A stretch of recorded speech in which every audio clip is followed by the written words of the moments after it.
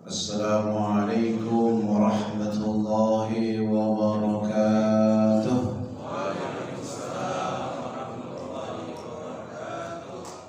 La ilaha illallah, la ilaha illallah, la ilaha illallah, Muhammadur Rasulullah. Sama. La ilaha illallah,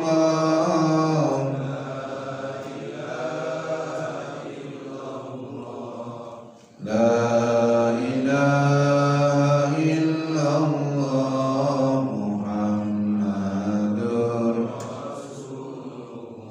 Hasbi Rabbi Jallallah, ma fi qalbi illallah, Muhammad sallallahu, la ilaha illallah, la ilaha illallah, la ilaha illallah, Muhammadur Rasulullah. Alhamdulillahi Rabbil Alamin.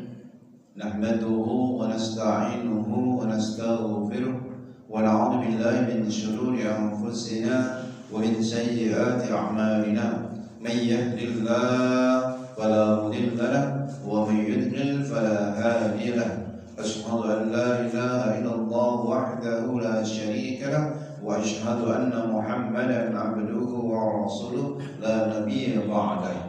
Allahumma salli wa sallim wa barik ala sayyidina wa habibina wa syafi'ina wa maulana Muhammad sallallahu alaihi wasallam wa ala alihi wa ashabihi ajma'in. Hadratil mukarramin yang dihormati para alim ulama, para asatidz, tokoh masyarakat, pengurus TKM Masjid Haqqul Yaqin, Bapak Ibu jamaah yang mulia dan dimuliakan Allah Subhanahu wa taala. Bersyukur kita kepada Allah dengan mengucapkan alhamdulillahi rabbil alamin. Allah yang menghimpun kita di rumahnya untuk mengagungkan syiar-syiarnya. Wa may yu'azzim sya'airallah fa innaha min taqwal qulub. Siapa yang mengagungkan syiar-syiar Allah, maka itu ada tanda ketakwaan dalam hatinya. Semoga Allah golongkan kita sebagai hamba-hambanya yang bertakwa. Ngumpulnya kita di majelis ini, semoga ini juga menjadi tanda kalau Allah mencintai kita semua. May yuridillahu bihi khairan yufaqihuhu fiddin. Siapa yang Allah kehendaki mendapatkan kebaikan, maka Allah akan berikan kepahaman dalam agamanya. Dan paham itu dengan datang ke majelis ilmu. Mudah-mudahan Allah tambahkan kepahaman pada kita semuanya. Rabbi zidna ilma warzuqna fahma. Amin ya rabbal alamin. Salawat dan salam semoga terlimpahkan kehadiran junjungan baginda Nabi Muhammad sallallahu alaihi wasallam yang sampai detik-detik akhir hayatnya disebut ummati ummati ummati.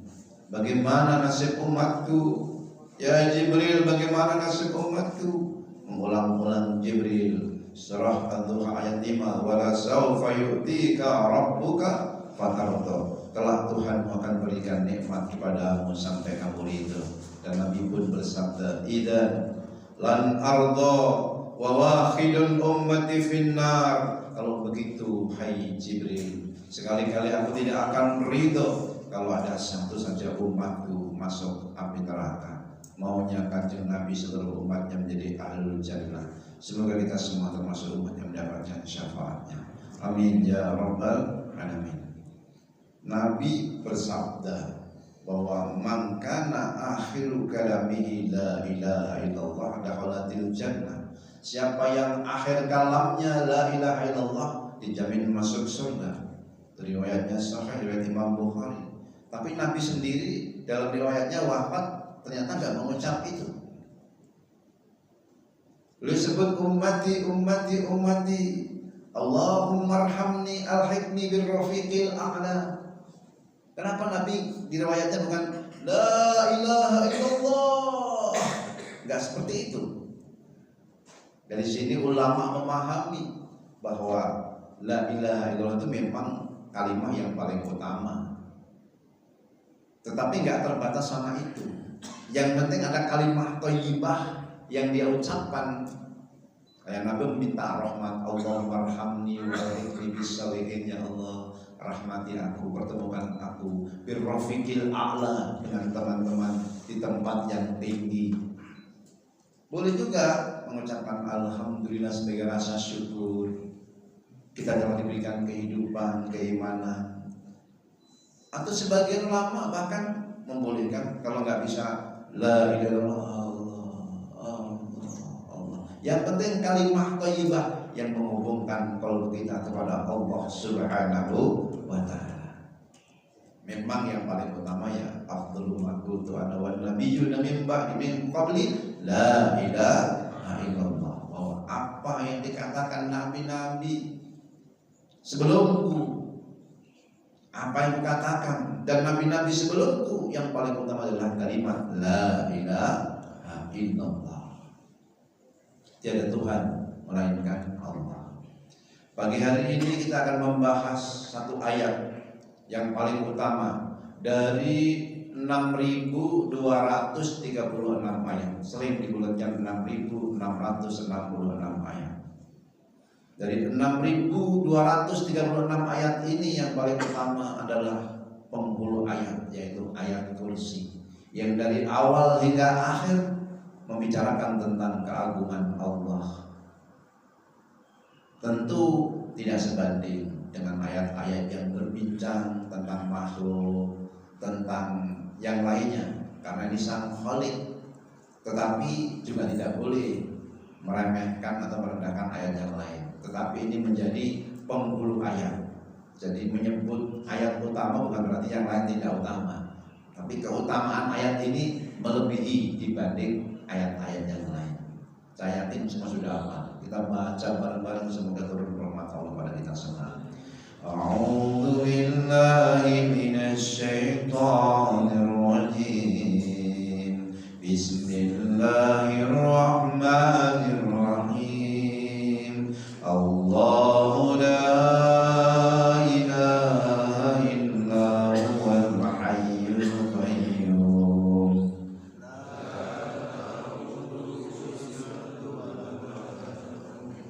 Lahu ma fis samawati wa ma fil ardh. Man alladhi yashfa'u indahu illa bi'idhnihi. Ya'lamu ma baina aydihim wa ma khalfahum wa la yuhituna bi syai'in min 'ilmihi illa bima syaa. Wasi'a kursiyyuhu as-samawati wal ardh wa la ya'uduhu hifdhuhuma wa huwal 'aliyyul 'azim. Sadaqallahul 'azim. Allahu la ilaha illahu. Allah yang menamakan dirinya Allah. Infarada al-ismu binafsi. Ini nama hanya menjadi miliknya, tidak boleh yang lain menyandang nama ini. Nama ini khusus untuknya. Dia pemiliknya, dia satu-satunya. Allah, siapa yang menamakan dirinya Allah? Dirinya sendiri. Tahu dari mana? Ayat Al-Quran surah Thaha, surah ke-20 ayat ke-14. Allah telah mengenalkan dirinya kepada Musa. Innani anallahu la ilaha illa ana fa'budni wa aqimis salata li dzikri. Innani, sesungguhnya aku, anallah, aku ini adalah Allah, kata Allah. Anallah, la ilaha illa ana, tiada Tuhan melainkan aku. Jadi Allah kadang-kadang menggunakan kata ana, la ilaha illa ana. Kadang-kadang Allah menggunakan huwa, la ilaha illa huwa. Ini Allahu la ilaha illa huwa dalam ayat kursi. Kadang-kadang Allah menggunakan kata-kata Allah namanya, la ilaha illallah. Fa'lam annahu la ilaha illallah. Lalu kadang-kadang Allah menggunakan kata anta, la ilaha illa anta. Ketika Nabi Yunus dalam gelapnya perut ikan, gelapnya lautan, gelapnya dunia, gelap hidupnya, sudah nggak ada harapan dimakan ikan hiu, beliau justru mengungkapkan la ilaha illa anta subhanaka inni kuntu minadh dhalimin. Maka siapapun yang hidupnya pernah gelap, gelap hidupnya, gelap hatinya, gelap ekonominya, gelap kantongnya, pernah nggak Pak? Halo, pernah nggak gelap kantongnya? Nggak pernah ya, alhamdulillah. Wajahnya ini wajah-wajah orang yang tenang semua. Jadi la ilaha illa anta, tiada Tuhan melainkan Engkau ya Allah. Justru itu membuat beliau dekat sama Allah. Kalau udah anta berarti kan dekat, tiada Tuhan melainkan Engkau. La ilaha illa huwa, seakan-akan jauh, tiada Tuhan melainkan Dia, seakan-akan jauh. Tapi ketika la ilaha illa anta, justru dekat. Subhanak, maha suci Engkau. Inni kuntu minadh dhalimin, sesungguhnya aku termasuk kaum yang zalim.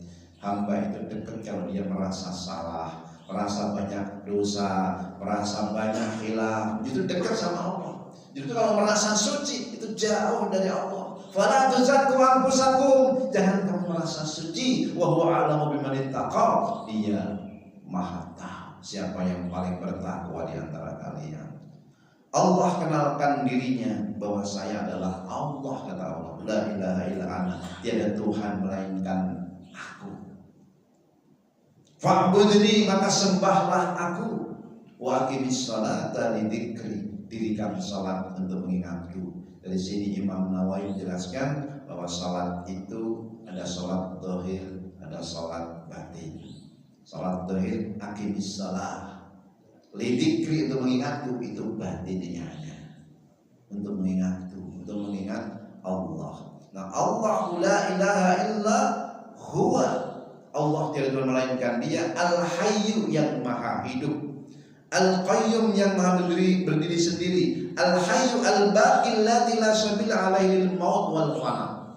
Al-Hayyu Allah yang maha hidup, yang kekal abadi, tidak ada jalan untuk mati, tidak ada jalan untuk binasa, untuk rusak. La sabila alaihi lil maut wal fana. Al-Qayyum ay daimul qiyam bitadbiril khalqi, bitadbiril khalqi wa hifdhi fil ijad wal arzaq. Senantiasa mengurus makhluknya, menjaganya, mencipta dan memberikan rezeki. Kita mulai dari Al-Hayyu, Allah yang maha hidup. Apa bedanya hidup, maha hidupnya Allah dengan hidupnya kita? Allah maha hidup dengan sendirinya, sementara kita hidup ini dikasih anugerah kehidupan. Ada yang bertanya, nanti orang beriman kalau masuk surga kekal abadi, kalau masuk neraka orang kafir juga kekal abadi. Lalu apa bedanya kekalnya manusia mukmin yang di surga, manusia kafir yang di neraka dengan kekalnya Allah? Allah maha kekal, Dia pemilik kekekalan. Sementara kekalnya manusia itu kalau diberi kekekalan sama Allah. Nah, kita ini hidup karena diberi kehidupan. Nanti suatu saat dikasih kematian, mati, selesai. Alladzi khalaqal mauta wal hayata liyabluwakum ayyukum ahsanu amala wa huwal azizul ghafur. Allah yang mencipta kematian dan kehidupan untuk menguji di antara kalian siapa di antara kalian yang terbaik amalnya. Jadi kalau disebut hidup ini ujian, memang ini hidup ujian. Dia berlaku. Ujian itu aneka ragam. وَلَنَبْلُوَنَّكُمْ بِشَيْءٍ مِنَ الْخَوْفِ وَالْجُوعِ وَنَقْصٍ مِنَ الْأَمْوَالِ وَالْأَنْفُسِ وَالثَّمَرَاتِ وَبَشِّرِ الصَّابِرِينَ. Dan benar-benar kami akan uji kalian bisyai'in minal khauf, dengan sedikit rasa takut, wal-ju' kelaparan, wa naqsin minal amwal kurang harta, wal anfus kehilangan jiwa, was samarat kurang buah-buahan, tapi ujungnya indah. Wa basyiris sabirin, kasih kabar gembira bagi orang-orang yang sabar. Nah setelah itu nanti ditanyakan siapa yang sabar, yang mendapat kabar gembira. Alladzina idza asabathum musibah qalu inna lillahi wa inna ilaihi raji'un. Ada selalu membalikan kepada Allah, yaitu kalau mereka tertimpa musibah segera mengatakan. Dalam bahasa Arab kata qala bukan hanya berkata yang dibarengi dengan keyakinan innalillah, sesungguhnya kita ini milik Allah, wa inna ilaihi raji'un, dan akan kembali kepada Allah.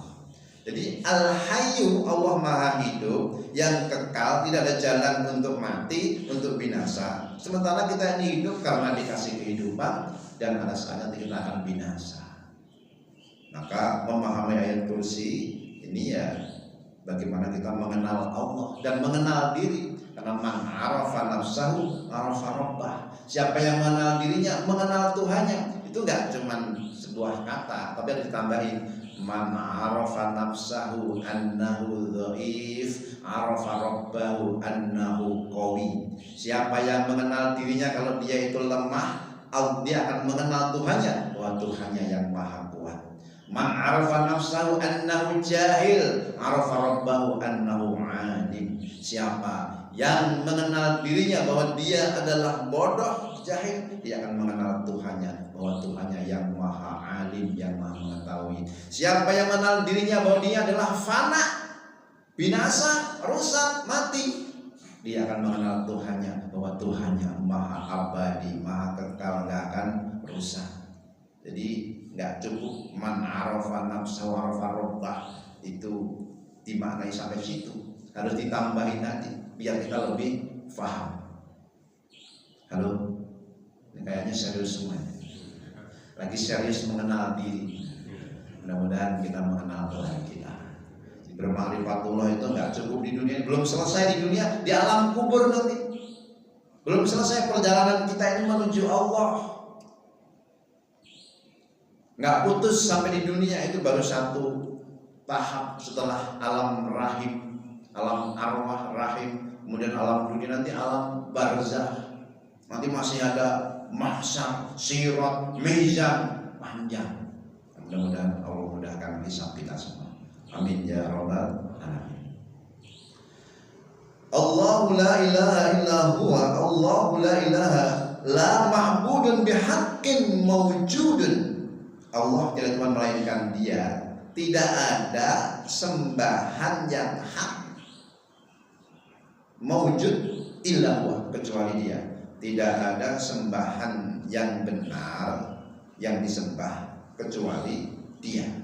Jadi yang ada sembahan yang benar itu hanya Allah. Ada yang nyembah bintang, tapi itu nggak benar. Ada yang nyembah batu, itu nggak benar. Yang benar sembahan itu hanyalah Allah. Maka la ilaha illallah, para ulama menjelaskan tiada Tuhan selain Allah. La mahbuba bihaqqin illallah. Tidak ada yang dicintai yang hak kecuali Allah. La matbu'a, tidak ada yang diikuti yang hak kecuali Allah.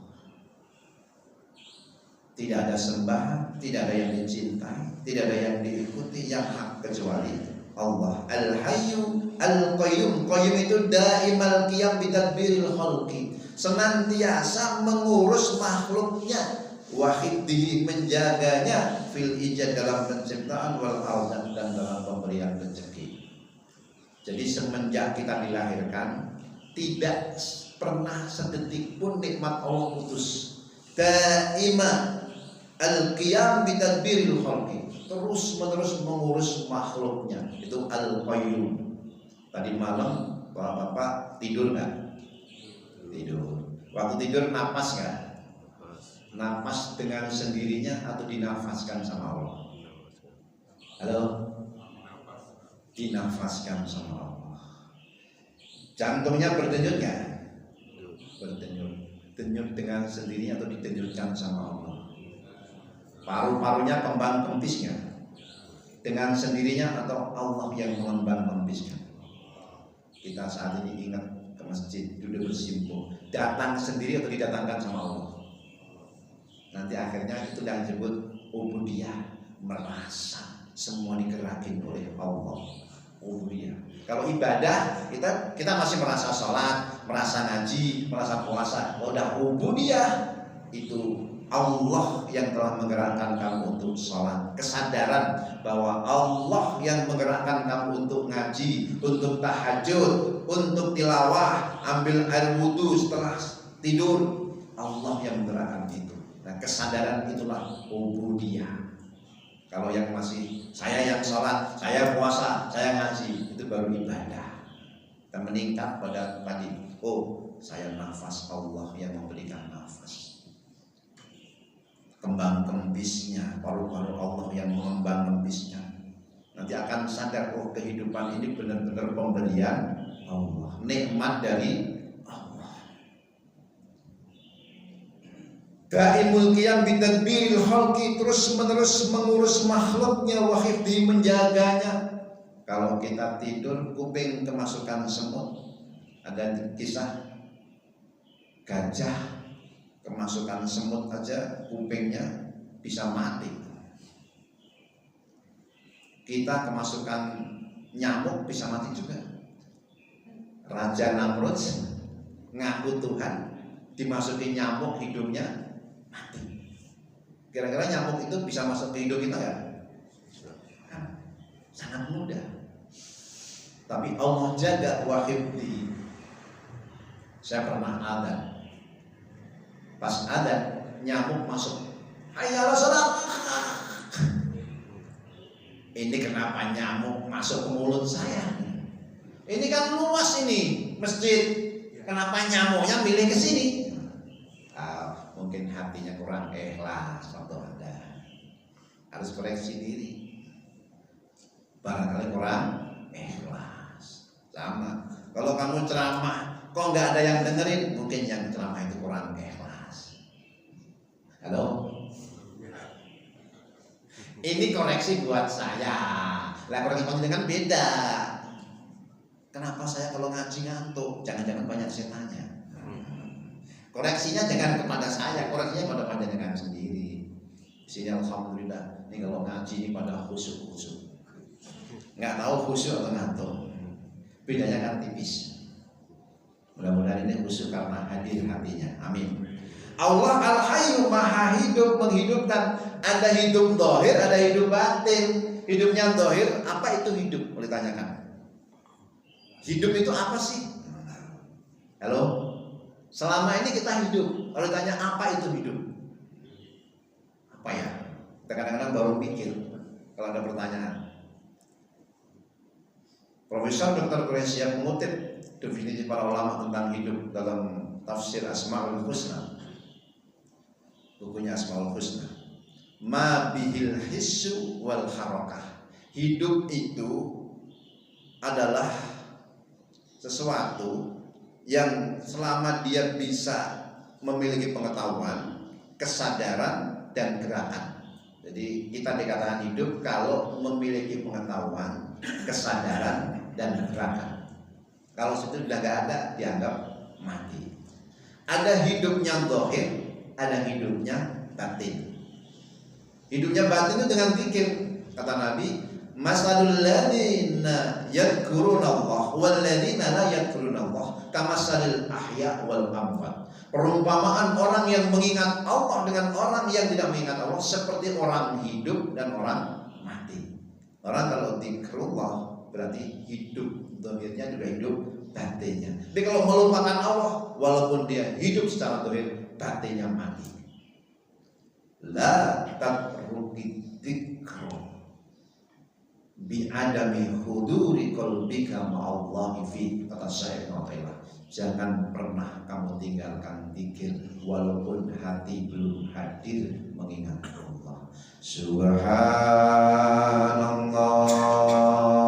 walhamdulillah wa la ilaha illallah wallahu akbar. Subhanallah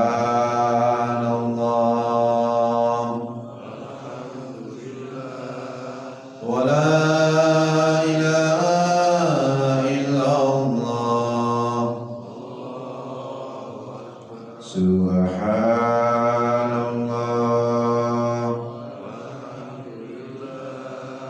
wa la ilaha illallah. Kita sering menganggap bahwa zikir itu dengan lisan subhanallah, maha suci Allah, tasbih, walhamdulillah, segala puji bagi Allah, tahmid, wa la ilaha illallah, tiada Tuhan selain Allah, tahlil, wallahu akbar, Allah maha besar, takbir. Itu zikir lisan. Kadang-kadang kita tasbih, tahmid, tahlil, takbir, tapi hatinya tidak mengikuti. Betul. Namun demikian Syekh Mu'taila menjelaskan, la tatruki dzikra bi adami huduri qalbika ma'allahi fi. Jangan kamu tinggalkan zikir walaupun hatimu belum hadir. Kenapa? Bagaimanapun juga orang yang zikir walaupun hatinya belum hadir lebih baik daripada tidak zikir. Halo. Kalau mau diteruskan, jangan kamu tinggalkan ngaji walaupun belum ngerti. Walaupun bagaimanapun juga orang ngaji, walaupun nanti kemudian lali, walaupun belum ngerti, lebih baik daripada gak ngaji. Jangan kamu tinggalkan baca Quran walaupun belum paham. Bagaimanapun juga orang yang baca Quran lebih baik daripada tidak baca Quran. Jangan kamu tinggalkan sholat walaupun belum khusyuk.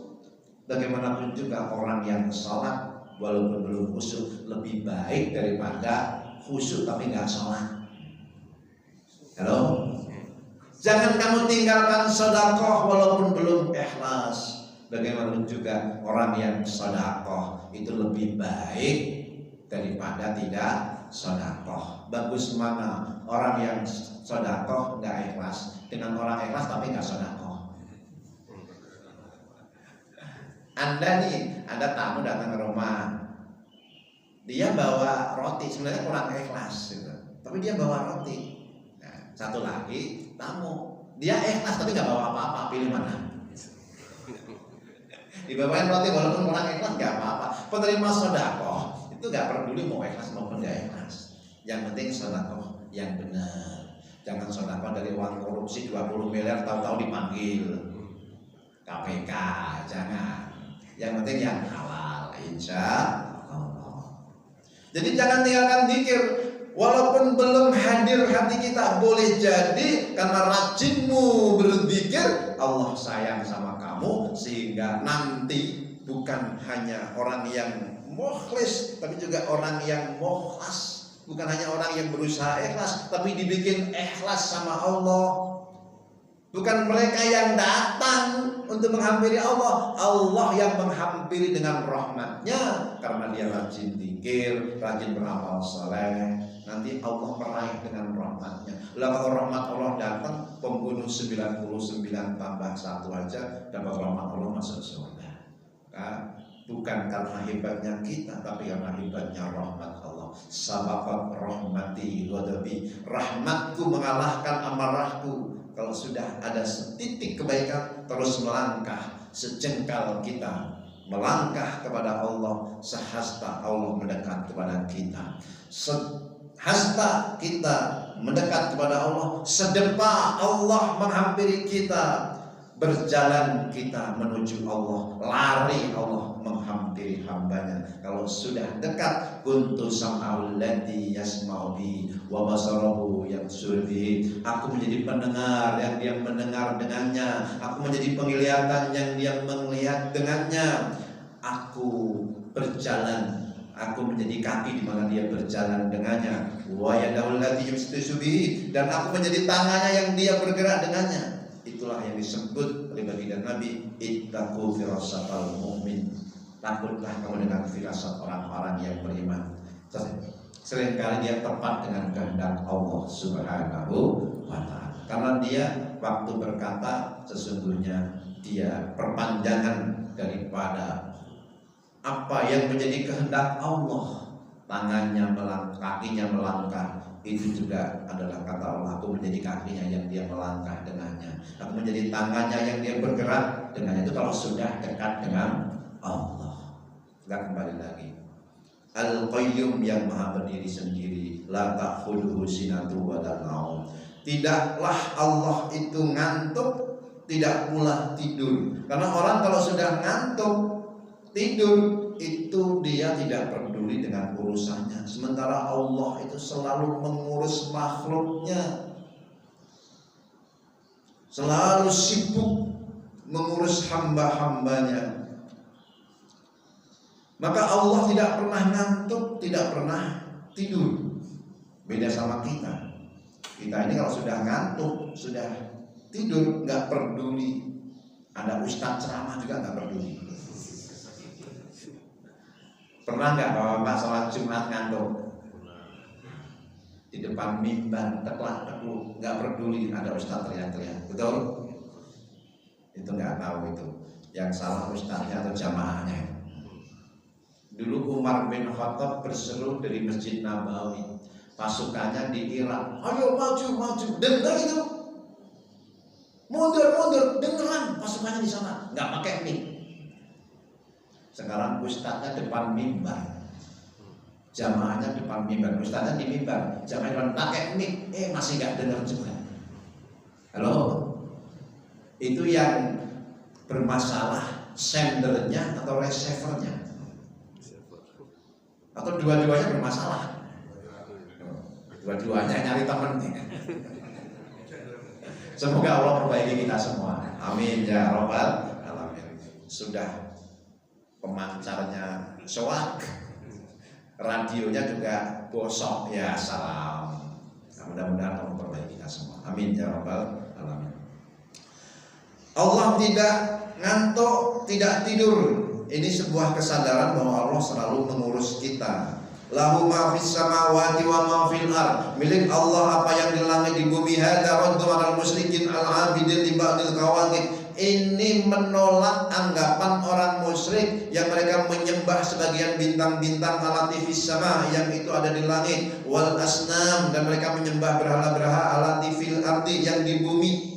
Fala tasluhu, maka enggak benar antakuna ma'budah, menjadi sembahan itu semua, li'annaha makhluqah billah, karena itu semua makhluk-makhluk milik Allah, makhluk-makhluk ciptaan Allah, baik bintang, benda-benda, kok disembah?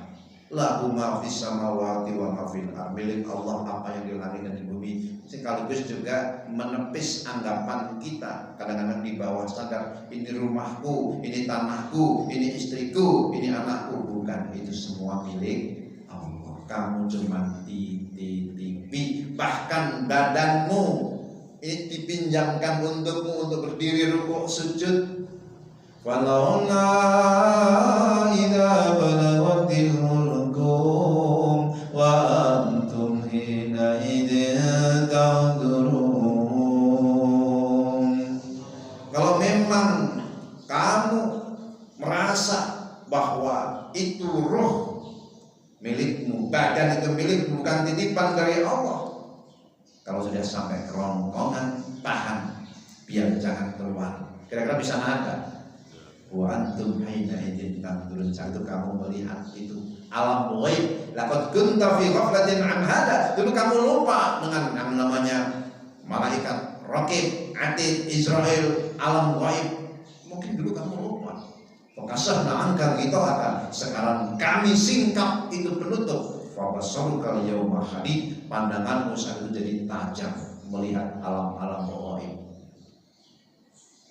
Wa nahnu aqrabu ilaihi minkum, dan kami lebih dekat dari dirimu sendiri. Walakila tubsirun, tapi kamu tidak melihat dengan pandangan batin. Wa nahnu aqrabu ilaihi min hablil warid, kami lebih dekat dari urat lehernya, urat lehernya. Kenapa disebut urat nadi? Karena ini pokok. Ini yang menghubungkan ke kepala, ke jantung, ke seluruh badan lewat sini ini semua. Kalau udah diputus, putus kehidupan ini. Itu bukan makna zahir, tapi makna batinnya. Kedekatan Allah kepada hamba itu melebihi dekatnya urat leher kepada dirinya, kepada jantungnya, kepada kolbunya. Bukan hanya kolbu zahir, tapi juga kolbu batin. Allah itu sangat dekat. Dalam bahasa kita mungkin bisa bohong kepada teman, kepada fulan, tapi kita tidak bisa membohongi diri sendiri, karena kita merasa Allah lagi ngawasin kita. Cuman kadang-kadang pengawasan itu tertutup sama ego kita, sama nafsu amarah, bisu, sama yang namanya nafsu dulmaniyah, kegelapan. Nuruwah itu ada, aslinya tetap ada. Milik Allah apa yang di langit dan di bumi, la yasfa'u indahu illa bi'idnih. Man dzalladzi yasfa'u indahu illa bi'idnih. Ay la yasfa'u indahu ahadun min as-samawati wal ardh. Siapa yang bisa memberikan syafaat di sini kecuali dengan izinnya? Tidak ada yang bisa memberikan syafaat seorang pun, baik penduduk langit maupun bumi di hari kiamat. Illa bi amri, illa bi, kecuali dengan perintahnya, dengan izinnya. Ini juga menolak anggapan orang musyrikin. Haitsu za'amu annal asnam, mereka beranggapan bahwa berhala-berhala tasfa'u lahum, akan memberikan syafaat pada mereka, pertolongan pada mereka. Fa innahu ta'ala la ya'danu fis syafa'ah, karena Allah tidak memberikan izin pemberian syafaat li ghairil muti'in, pada orang yang tidak taat. Syafaatul udma, syafaat dari baginda Nabi Muhammad sallallahu alaihi wasallam. Itu semuanya dapat, insya Allah ini umat Muhammad dapat semua di mahsyar. Kadang-kadang ada yang di sirat, ada yang di mizan, tetapi tidak selamanya. Karena nanti ada yang syafaat itu pemberian ulama, syafaat pemberian anak-anak yang saleh, pemberian kakek nenek. Dalam hadis yang dikutip oleh Ibnu Katsir dalam tafsirnya, ada seorang kakek yang dia mungkin mulia, bagus amalnya, pengen ketemu cucunya. Aku beramal bukan hanya untuk diriku, aku pengen ketemu anakku, pengen ketemu cucuku. Maka ketika syafaat diterima, dia pun dipertemukan dengan kakeknya di derajat yang sama, bahkan dengan teman-temannya. Surah Asy-Syu'ara ayat 100-101. Fama lana min syafi'in wala sadiqin hamim. Aduh, hai, seandainya ada teman-teman yang bisa berikan syafaat. Aduh, celaka kita, nggak ada teman yang benar yang bisa berikan syafaat. Di situ ada riwayat bahwa seseorang yang amalnya kurang 1, kurang 2, kemudian dengan kasih sayangnya Allah, kamu punya teman fulan bin fulan, temui, mintalah syafaat padanya. Ketika diminta, ada saldo buat dia 1 atau 2, dan Allah pun memberikan syafaat itu tanpa ngurangin saldo temannya. Nah, mudah-mudahan kita semuanya berteman di dunia dan reuni dalam surga. Amin. Wala yuhituna bi syai'in min ilmihi illa bima syaa. Dimulai ya'lamu ma baina aydihim wa ma khalfahum. Allah Maha tahu ma qablahum, yang sebelum kejadian, wa ma ba'dahum, setelah kejadian, wa ma fa'alu, ketika mereka kerjakan min khairin, baik maupun syarrin maupun buruk, tidaklah mengetahui ilmunya biqalilin minal ma'lumat, walaupun sedikit, illa bima syaa, kecuali yang Allah kehendaki. La ya'lamunal ghaiba, tidaklah tahu yang gaib, mahsyar, mizan, hisab, kubur, kita nggak tahu. Illa inda itila'illah bi ba'di anbiya'i, kecuali kalau Allah memutalakan, memberikan kepada sebagian nabinya tentang kegaiban tadi. Wasi'a kursiyyus samawati wal ardh, luas kursinya Allah, itu kursiuhu, kursinya seluas langit dan bumi. Fal kursi, makna kursi, jismun azim, benda yang sangat besar. Tahtal arsy, di bawah arsy. Fauqas sama'is sabi'ah, di atas langit ke-7. Jadi di bawah arsy, di atas langit ke-7. Di bawahnya langit ke-7. Fawqa samatis sama, tahtal arsy, di bawah arsy, di atas langit ke-7. Wa huwa awsa'u minas samawati wal ardh. Dia lebih luas daripada langit dan bumi. Wala ya'udu hifdzuhuma, dan tidaklah la yaskilu, tidak berat alaihi baginya ta'ala hifdzus samawati wal ardh, menjaga langit dan bumi bighairil malaikat, tanpa malaikat. Lalu kenapa diciptakan malaikat? Sebagai tanda kekuasaannya. Wa huwal aliyyul azim, dia ali ta'ala, maha tinggi, a'la wa 'azam, maha tinggi, maha agung, min kulli syai', dari segala sesuatu. Sebagai penutupnya diriwayatkan dari Rasulullah SAW, ma quri'at hadhil ayat, tidaklah ayat kursi ini dibaca fidarin, di rumah, illa hajarat hasyayatin, kecuali setan akan kabur. Tidaklah ayat kursi dibaca di rumah kita kecuali setan akan kabur. Salasina yauman, 30 hari. Jadi kalau kita baca ayat kursi di rumah kita, setan yang di rumah kita kabur 30 hari. Setan yang di rumah kita, nggak tahu kalau yang lain bisa pada masuk lagi. Nah, kalau panjenengan lagi marahan sama istri, dengan ayat baca ayat kursi, istrinya itu kok kabur, berarti dia kesetanan. Halo, ada nggak yang istrinya kabur? Nah, baca ayat kursi kabur, kesetanan berarti. Kalau panjenengannya kabur, berarti panjenengannya kesetanan. La yadkhuluha, juga nggak akan masuk ke rumahnya itu sahir atau sahirah, penyihir, laki-laki maupun perempuan, arba'ina lailatan, 40 hari, 40 malam. Wa man qara'a ayat kursi, dan siapa yang baca ayat kursi di atas mimbar, Nabi bersabda ini, riwayat dari Ali bin Abi Thalib, fi duburi kulli salah, setiap habis salat maktubah, salat 5 waktu, lam yamna'hu min dukhulil jannah, dia tidak akan tertahan dari masuk surga, illal maut, kecuali mati. Maksudnya fa idza mata dakhala jannah, kalau mati dia dijamin masuk surga. Tadi habis subuh baca ayat kursi, nanti jam 10 mati masuk surga. Amin. Amin, masuk surganya bukan matinya.